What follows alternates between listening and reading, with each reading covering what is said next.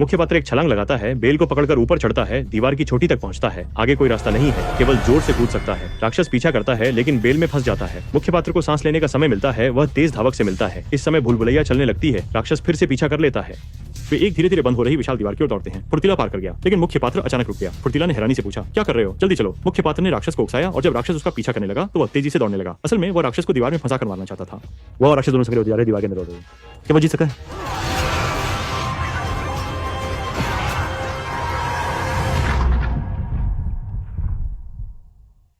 सुबह हो गई। भूल भुलैया का दरवाजा खुल गया। लोग दरवाजे पर इकट्ठा हुए। कोई हलचल नहीं दिखी। सच में कोई भी भूल भुलैया में एक रात नहीं बिता सकता। वे निराश होकर मुड़ गए, पर अचानक उड़न परी और नायक बूढ़े काले के साथ वापस आ गए। सब हैरान थे। तुम लोग राक्षस से नहीं मिले थे। नायक ने उसे मार डाला। किसी ने डरावने राक्षस को मार डाला। 这本应该是件高兴的事。可乖男生说，自从南珠到来，अजीब घटनाएं लगातार होने लगी। 3 सालों से हम गायशो के साथ शांति से सहअस्तित्व में थे और अब तुमने एक गायशो को मार दिया। नियम तोड़ा, तुम्हें सजा मिलनी चाहिए। इस समय बाहर का लोहे का पिंजरा फिर से बचा। वे बाहर देखने के लिए दौड़े। इतने कम समय में लगातार लोगों को भेजना कुछ अजीब था और इस बार जो आई वह एक लड़की थी। उसके पास एक कागज का टुकड़ा था जिस पर लिखा था, अब और लोग नहीं आएंगे।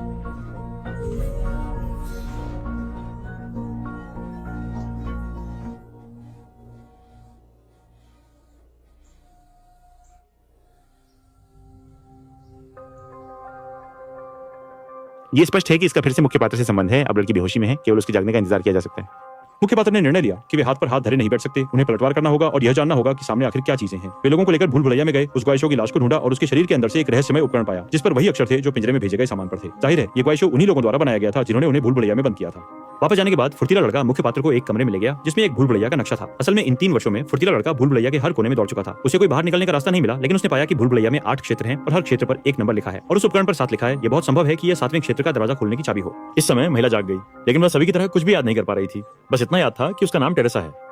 देखते हुए कि एक समूह आदमी उसे देख रहे हैं, वह डरकर ऊंचाई पर चढ़ गई। किसी को पास नहीं आने दिया। मुख्य पात्र ने उससे कहा, मैंने हाल ही में एक औरत का सपना देखा जो तुम्हारी तरह दिखती है, जैसे हम कोई प्रयोग कर रहे हो। यह तरीका थोड़ा पुराना है, लेकिन टेरेसा को यह पसंद आया। उसने अपनी जेब से चीजें निकालकर मुख्य पात्र को दिखाई जो 2 दवाइयां थी। ये किसके लिए हैं? टेरेसा को भी नहीं पता।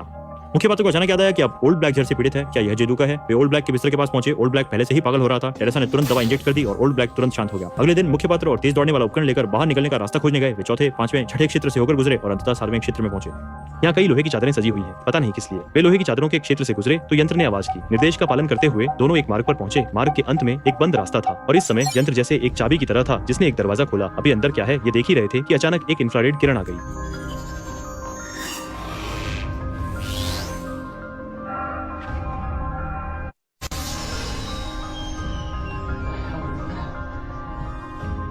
यह इंफ्रारेड किरण जैसे उनकी पहचान को गलत स्कैन कर रही थी। फिर एक जोरदार आवाज आई जैसे दरवाजा बंद होने वाला हो। भागो, जल्दी भागो। एक एक करके लोहे की चादरें बंद हो रही हैं। दोनों उनके बंद होने के क्षण में पार कर रहे हैं। जरा सी चूक से मांस के टुकड़े बन सकते हैं। लेकिन मुख्य पात्र पीछे रह गया। वह लोहे की चादरों के बंद होने के समय का फायदा उठाकर दौड़ता है। आखिरी सेकंड में वह सफलतापूर्वक पार कर जाता है, लेकिन खुश होने का समय नहीं है क्योंकि भूल भुलैया ने चलना शुरू कर दिया है।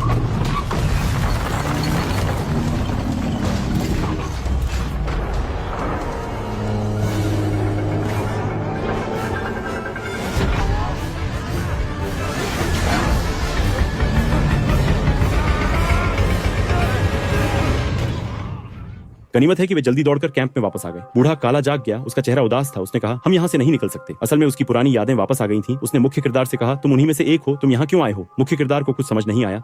इस समय बाहर से एक हलचल की आवाज आई। असल में रात हो चुकी थी, लेकिन भूल भुलैया का दरवाजा बंद नहीं हुआ। पिछला दरवाजा बंद नहीं हुआ और बाकी के दरवाजे भी सभी खुल गए।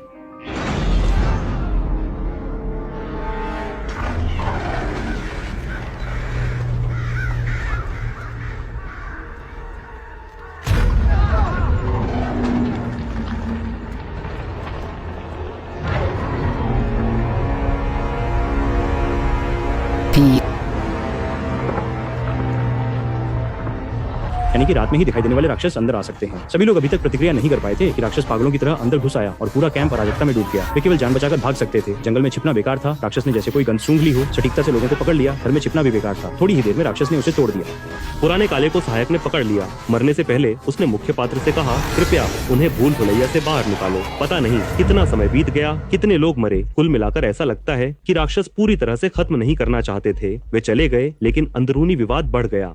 अजीब लड़का मुख्य पात्र को डांटता है कि उसे विरोध नहीं करना चाहिए था। विरोध करने से बदला लिया जाएगा। मुख्य पात्र भी सोच में पड़ गया कि क्या उसने गलती की थी, लेकिन उसे अचानक याद आया कि बूढ़े काले को पहले राक्षस ने हमला किया था, फिर उसे दवा का इंजेक्शन दिया गया था जिससे उसकी याददाश्त वापस आई। इसलिए उसने खुद ही राक्षस के वायरस को अपने अंदर डाल दिया और सभी ने जल्दी से उसका इलाज किया। नींद में मुख्य पात्र ने फिर से पहले के दृश्य देखे जो और भी वास्तविक लगने लगे और जब वो जागा तो सच में उसकी याददाश्त वापस आ गई।